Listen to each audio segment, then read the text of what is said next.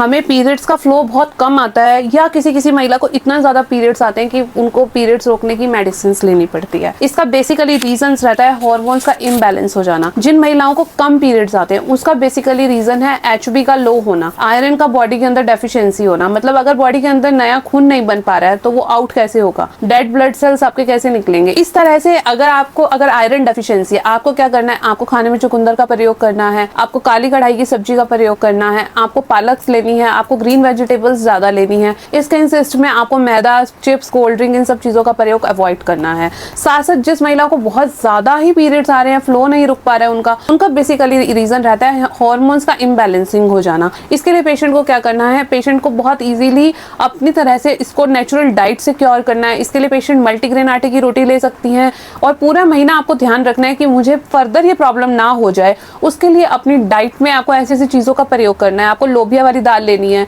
ये rich protein होती है।